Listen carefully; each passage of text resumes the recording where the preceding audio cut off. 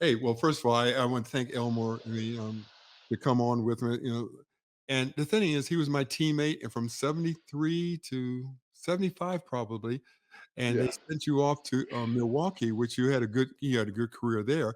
But the funny thing is, when you came to the Lakers, because Wilt had retired, and when Wilt retired, they didn't have a center. And so they brought you in and from Buffalo. And well, tell us who you had on the team with you at Buffalo. Now, yeah. Well, there was Randy Smith, Bob Kaufman, uh, Fred Hilton, Hmm. and hey man, you McAdoo trying to make wasn't there yet. McAdoo wasn't there. McAdoo came that when I left. McAdoo was there, but I Okay. came a year before McAdoo, Okay. and so we had a pretty talented group of guys, Well, young guys that. you know what? Most people have never heard of the team in Buffalo, but that was a good team. Yeah, well, we were developing. We had finally got a coach there that was helping pull things together, and situation developed where I didn't know Wilt was going to retire, but I did know that I wanted to play with Travis, my college Wonderful. teammate. And when I got there, I thought I was going to be playing power forward and Wilt was going to be playing center. But it was a surprise to me when I heard in the locker room that Wilt didn't want to play anymore. Yeah, we were there Uh, together. Yeah. yeah, yeah, and so you do what you used to. I had an opportunity to play with you and Jerry and Gail Joe Good. Goodrich, and Yeah, so all but the but guys. see they let Travis go because they brought Connie Hawkins in, and Connie was a tremendous ball player. But the thing is, when you play with a team in college, and you remember this, I averaged 25 points a game and 24 rebounds, but Travis averaged 35 points a game. And so we had a custom. I'll never forget in one of the NAIA tournaments in Kansas City, Travis and I were roommates, and after we finished eating and stuff, we were lying in bed watching Imitation of Life. Oh, that And movie. so Yeah. it brought both of us to tears. And Travis said, tomorrow night, if you get all the rebounds, I'll score all the points. And that night, I got like 29 rebounds, and Travis scored about 60 points. So Mm. we beat Eastern Michigan. And it's things like that. I was used to playing with young guys that could run. I never said it, but I really felt comfortable when you was on the court because yeah, I was gonna get my rebounds and things. But those that I didn't get, I knew you was gonna get them. I used to enjoy watching you get a rebound and do the outlet pass. Yeah, Because the ball would just take off and go up in the air. The guy had to jump up to catch it. I But remember. when they traded Jim Price, then I could see things kind of going downhill, and then let Travis go. But you do what you got to do. My job was to play with whoever I was surrounded with. But it was a blessing to be able to come there and play. In one of the preseason games, you asked me about Portland. In a preseason game, I scored 30 points against Portland, and so did Travis. And Mm. that was the night he got cut. And so that kind of caused me to wonder what's going on. They brought. I thought they brought me here because they really wanted to win, and I had somebody that. I mean, I sat on the bench in college one time because I had injured my foot, and I watched Travis score 75 points. Mm. And so, Travis is the reason why I enjoyed rebounding because I knew if I got it, we were going to score on the other end.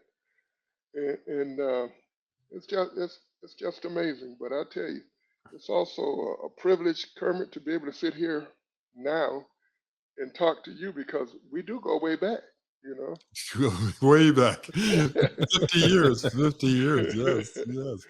But the funny thing is, Elmore, I tell people about you, and they, you have a record that people don't realize that, and they didn't keep records all the time. And sometimes they forget people that like assist and block shots and all the other things way back in the past because they didn't keep those records. But your record of 17 block shots in a game is still the standard. And I tell people, I don't care about Wilt or Bill Russell. I still think that your 17 block shots a game is probably the record from all time because I saw Wilt, but Wilt didn't have the shot blocking ability that you had. He didn't have the springs in his legs, even though they said he did. He didn't have the explosion that you had. And Bill Russell was 225 pounds and a good player, but he was just 225 pounds. And athletically, he was a great athlete, but he didn't have the strength that you had. Because I tell people, you had country strength. You had that country strength. But that shot, I was there sitting on the bench. I wasn't playing much that time. And I told people it looked like he had a tennis racket in his hand, just keep knocking the ball back, knocking the ball back. And he doesn't remember, but it was against, you said it was against Portland? Yes. Uh-huh. Okay. Now, after the third quarter, Travis, three other players ran off the court to go to the locker room. They thought the game was over. They had to call them back out. The game's not Yeah. over. It was Johnny Johnson and some other. I remember the face. They said, "Where are you guys going? The game's not over," because we were beating them so bad, and I guess that Elmore was blocking so many shots. They said, "We out of here. We don't want no more of that." So, tell me, what did you think when you went to L.A. and played with played in L.A.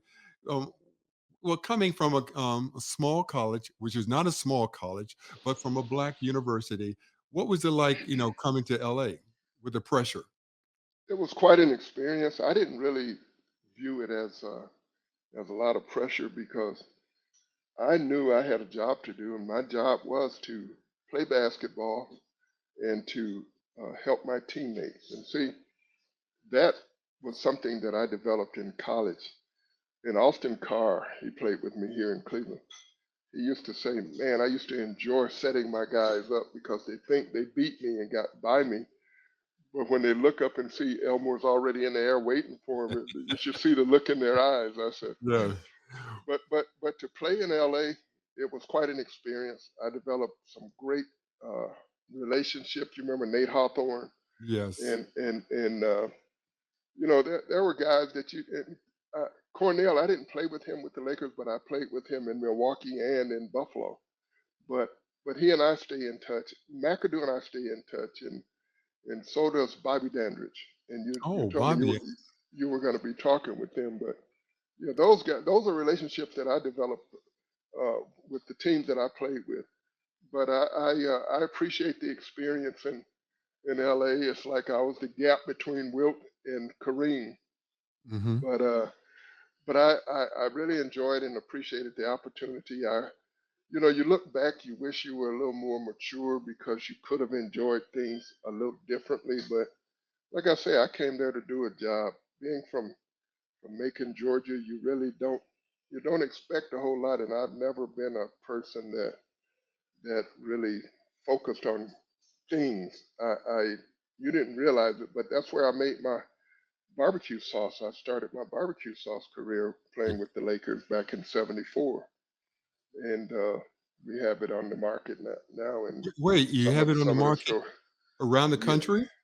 Well, we're working on that. We're working on Okay. that part. It was in Whole Foods back in this area and some of the main stores here. But yeah, and I have a restaurant in the arena where the Cavaliers play. It's been there Yeah. about Yes. 12 Yes. years, and I constantly get comments from fan mails and stuff asking how can they get it. So I'm looking forward to You can't really give it getting. to them.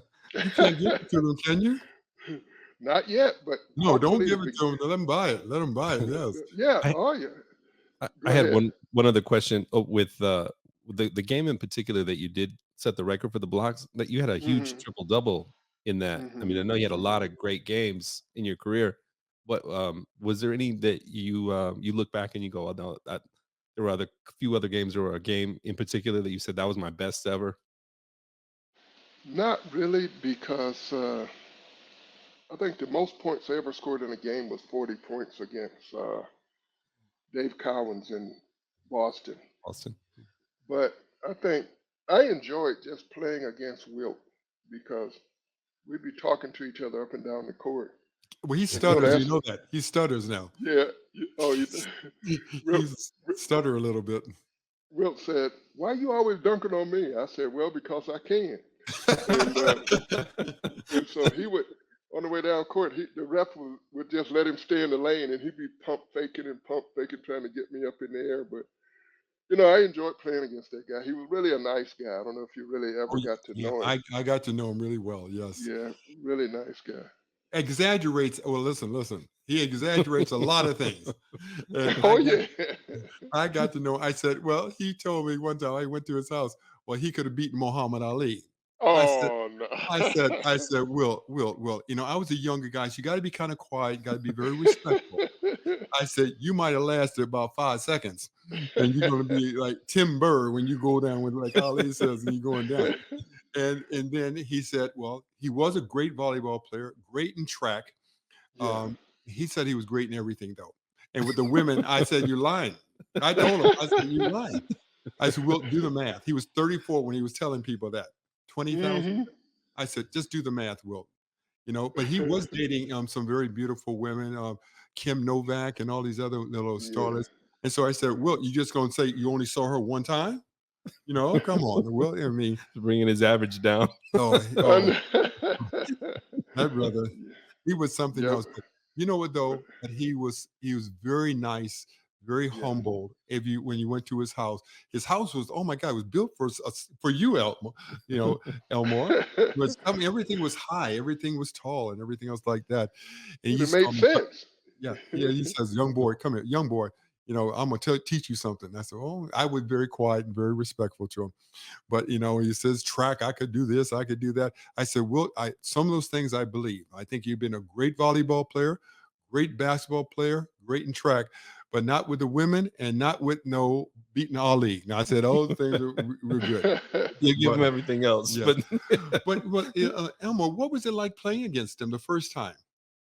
Well, my the thing about you ain't gonna believe this, but my basketball knowledge was very, very Limited? small because I didn't really know who Wilt Chamberlain was until maybe 3 or 4 months before I played against him.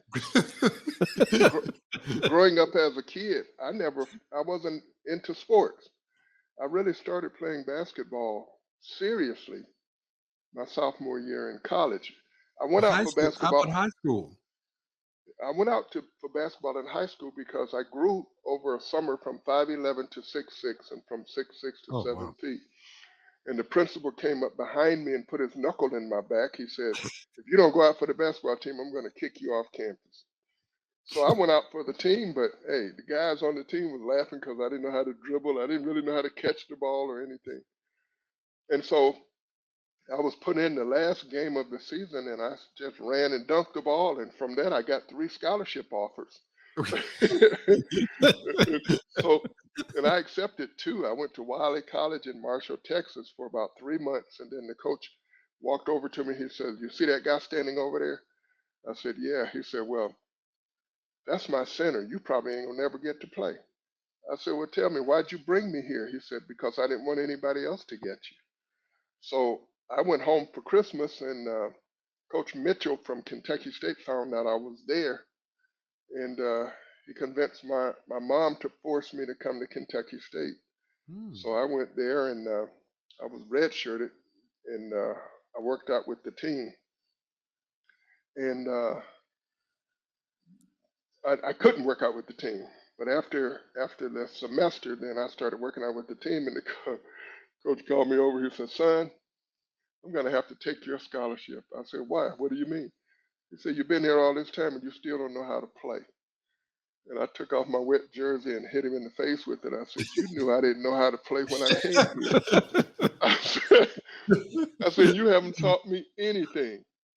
And so I went to the locker room and changed, and I was walking out of the gym. He said, "Where you going?" I said, "I'm going home." He says, "Why don't you go to the dorm and sleep it off and let's talk about it tomorrow." So I went to the dorm and started packing. And I remember my mom said, "You ought to pray to God."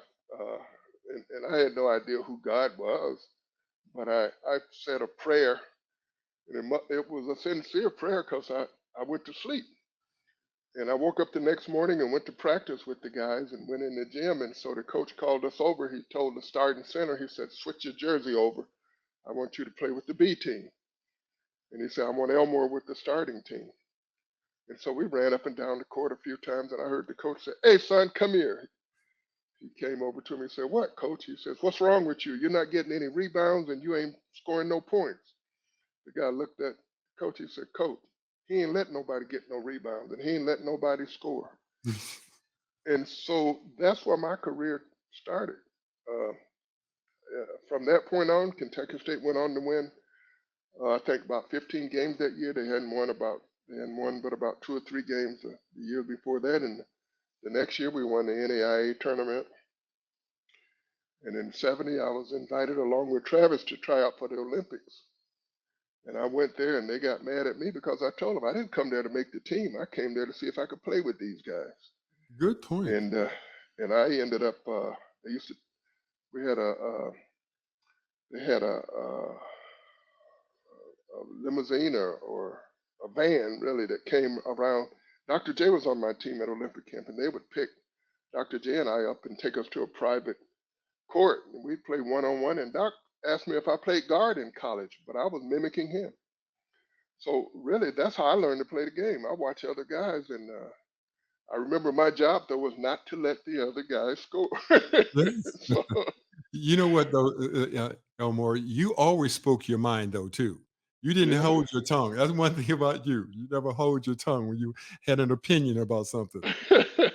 And sometimes I reflect back. I hurt people's feelings that I kind of wish I hadn't because I remember Jack Kent Cook came and sat under the bench one time when I was shooting free throws, and he would get the ball and throw it back to me. He says, if you make 10 free throws in a row, I'll buy you a case of beer. So I made 10 free throws in a row, and he said, why can't you do that in a game? I said, well, you didn't offer me the case of beer. And, and so he came, he says, Elmore, we really appreciate you being here, but we brought you here for your rebounding ability. He says, we got shooters. But Gail had an attitude about things, and he wasn't the Well, kind of guy that, Elmore, we you only had 2 plays. Was it 12 and 22 or something, 22 or it was for the guards. Everything was for the yeah. guards. And see, that was not going to happen with me on the court. Oh, And so what happened was Jack Kent Cook says, if you could rebound, we could win more games. I said, Jack, that ain't the problem. And Bill was standing next to him. I said, Bill, I said, Jack, if we had a coach, we could win some games. And I kind of hate I said that because I could have handled it a different way, but I was telling the truth because when Kareem came there, he said the same thing. He said, hey, why you didn't tell me this guy couldn't coach? I said, you wanted to come here, so so you deal with it. yeah, But but let's say this. And he was at the end of his road with the cancer in his throat and his wife dying. And he was used to being around a different kind of players back then. He had yeah, McMillan, he had Jerry West, he had, Elton Baylor. He had guys that hmm didn't have to coach that much. And he gave them a lot of freedom because, like Wilt, there was no such thing as shoot around okay, until you're right. Sharman implemented that. And Wilt, what you know what Wilt said? Do you remember what Wilt said about the shoot around, Elmore? Mm-mm, mm-mm. He says, well, you can have me at shoot around at 9 o'clock, or you can have me at the game at 7 o'clock. Which one are you going to take? That's what he said. He says, and that's Yeah. Wilt. Wilt was another one that would say his mind, and he would just say what he wanted to say. So, but the thing is that Sharman was a great guy, and Barnhill I was a I great guy. liked him as a person, both of them. I But they liked him weren't as they a weren't person. coaches. They couldn't help me.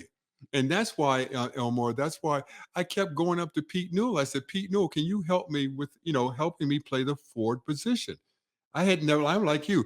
I had played center in college with my back to the bucket. Now Hmm they wanted me to go out there in a court and face the bucket and move. I had never done that.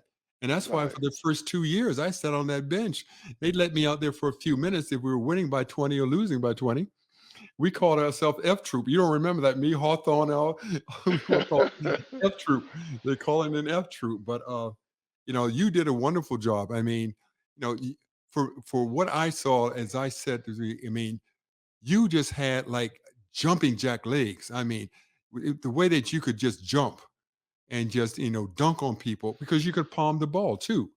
You got a lot of guys couldn't palm the ball, but by palming Hmm. the ball like you did, it gave you such an advantage because you used to just put the ball and do all this like that, and like maybe like Wilt did. But you were what I was impressed, and you ruined practice all the time because you blocked everybody's shot. So that's what they did with Bill Russell. See, people don't realize. See, Red Auerbach was my friend, and but because I met him, his daughter went to school with me. They wouldn't make Okay. Bill Russell practice because Hmm. well, he played so many minutes already. But Right. Red says, well, Kermit, if he practices, he ruins the practice because he blocks everybody's shot.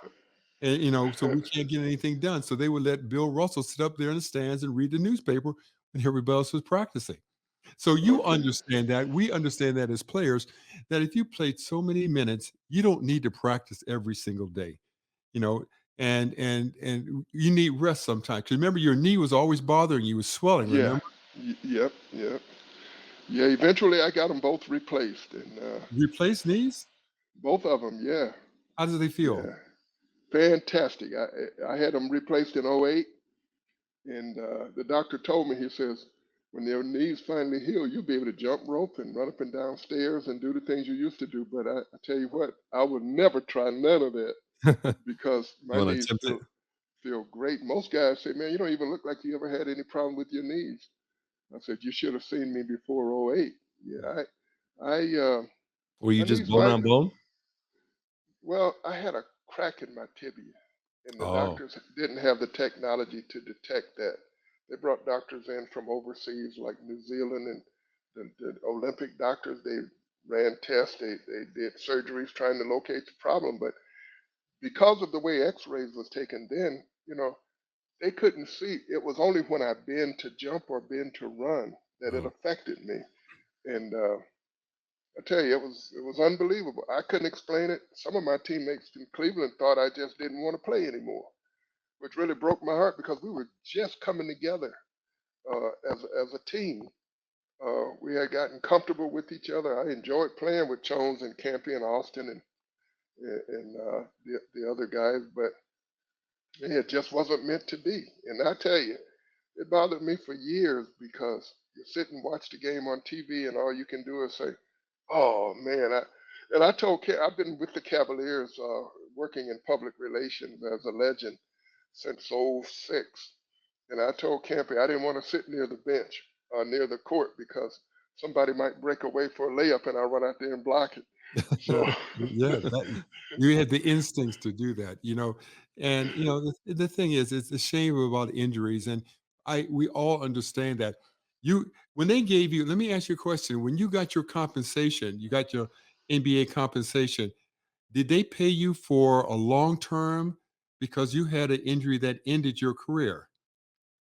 well, I had a contract that still had I had deferred funds coming in, and so they just finished paying me the money that they owed me. Uh, No, you can get a lot of money still, Elmore, with workman's compensation, oh, and I did. I did get money for workers' comp. oh yeah, yeah, Yeah, because but you get this was injured. after way after my Yes, contract yes. was over. Yeah, that's good because Yeah, the injuries that we get that people don't realize, the ankles, the knees, the back, and everything else like that. So yeah. tell us before we let you go about your restaurant and your barbecue sauce again, and because we'll let you know when this comes on so you can play it on or whatever you want to play or tell people about it so they can hear Okay. about your barbecue sauce and your restaurant. Okay. Well, like I said, I started making this sauce when I was playing with you guys there in '74, and we were just doing it because we were always having people over for dinner, and we were going to people's houses for dinner. So I made this barbecue sauce, and everybody liked it. And whenever I would make a different sauce later on, people look at me and say, "No, that ain't it." And so I would just continue to make the same formula every time. And so years later, when I was in here in Cleveland, people would call me and ask me if there was a way that I could send them gallons of my sauce because they wanted to use it for like family reunions or religious events and things. And I did that for a long time, but it got to be too expensive. And so I decided to just introduce it to some of the friends here in Cleveland, and they said, "Man, if you market this sauce, we'll buy it." And I found out how to go about finding a manufacturer and label makers and things. And one day I was walking up to Whole Foods just to talk to them about my sauce, and the guy came to the door. He says, "Aren't you Elmore Smith?" I said, "Yeah." He says, "Come on in. We want to talk to you about your barbecue sauce." Mm. And so I came in. They tried it on some chicken and stuff they had already cooked. And they said, any store that you can deliver the product in, any of our stores, Whole Foods, you're welcome to put your sauce in the stores. Well, I was doing real good until the pandemic. The distribution company that I was using went out of business. And so I'm working now, getting myself reestablished so that I still get a lot of requests. Whole Foods still asks me to come over for demos because every time I do a demo in their store, we sell out of sauce. So, Kermit, you don't remember the sauce, I used to remember coming over. You always did barbecue. I got to give you credit for that. huh? But that's so Yeah, many years ago. My God, uh, that's 60 some years. but 50 whenever I years. get when I get some sauce in stock, send me your home address and I'll send you some I sauce will. I know because for sure. I for sure. I will. cause Stacy King. Stacy King sent us something. What did he send us, Tio? His hot sauce. His hot sauce. So oh, is Stacy that King right? has hot sauce. Yeah. We went on his show, and all of a sudden he sent us his hot sauce. T.O. liked it. It was a little bit, and it wasn't on my taste, but T.O. Yeah. liked it. T.O. Yeah, it's liked it. really good. Well, Really So, well, good. for since '74, I haven't had anybody to taste my sauce that didn't like it. Anybody. oh, I I've like even had I've even had people come to me in the stores and say, "I don't eat barbecue sauce," and they leave out of there with 2 or 3 bottles of sauce after that's they, good. taste the sauce. So it must be something about Where did it. you originally learn? I, To I, He's a well, I, put it country I boy. together. He's a well country I've boy. been cooking since I was 16, Oh, and okay. my mom, my father used to cook for the railroad whenever they would have accidents, and he would have to cook for the people that was cleaning up the accidents and things. So I came from a family of people that had good taste, you know. Yeah. How And many brothers and sisters did you have? well, I had 4 brothers and 1 sister, and all of them are dead now except Oh, myself and my Mm, younger brother Keith. sorry to And hear that. I'm sorry to he hear that. can't wait to hear this podcast because he always correcting me on stuff that I say. No, So, no, we'll let you know. We have to just take it back and edit it, but as soon as T.O. uh-huh. edits it, he's gonna get it Yeah. to you, and it'll be on our website, which is Yeah. Okay, 2020 and 20, the Kermit Washington podcast. So you Yeah. can go there now and see what we've done in the past. Yeah. okay. It's Well, just make sure I'm not going to remember that. So send me Yeah. that link, and I'll I'll be send able you to. the we'll send you links. that link. Oh, But Yeah. when we do that that, sounds so they'll great. be able to watch this. But Elmore, I want to thank you for coming on. You still have that record, and I'm always going to push the story. I said I've never seen nothing like that in my life. Yeah. That's one of those records that I don't think that's ever going anywhere. It's Uh, going to be. It's been 50 years and thousands of players and no one's did it yet. Yeah, yeah, I'm telling Well, you. I keep getting emails and text messages from people saying Victor will never break that record. Well, No. see, that's enough to cause him to want to go out after it. He won't hurt my feelings if you break it. It would just be It'll bring you quite a back alive. Well, quite a feat. It'll uh, bring you back to into people's yeah, consciousness. you got 5 decades out of that game, you That's know? incredible. Oh, you got that right. You got that Oh, well, right. hey, Elmore, thank you very much for coming on, and we will get you all the information that you need, and I'll Okay, send it out. We'll send out so you can see what we've done in the past. Okay. it sounds good, Kermit. And, Thanks for thinking about me. Hey man, tell the kids I said hi, and I wish I could get to spend some time. I remember them. They don't remember me, but oh no, they probably don't, but they're 47 and 4. What are they? yeah, They're old. Yeah. And Jennifer is 50, right? yeah, she'll be 51 in the 22nd of this month. Oh my goodness. So I'm gonna try to catch up with them. They're staying with people in Henderson on the other side Yeah, of Las Vegas. So hey, that's yeah. great to talk to you. Tell your wife I said hello, and you look good. Great. You look great. Hey, you give it your best shot. Okay. Yeah. Thank you And very much. Travis, Travis, it was nice meeting you. And Yeah, nice to hey, meet you too. Thank you very Take care, much. guys. Okay, keep bye-bye. taking care of my friend. I'll talk to you Okay, All later. right. bye-bye. Bye bye.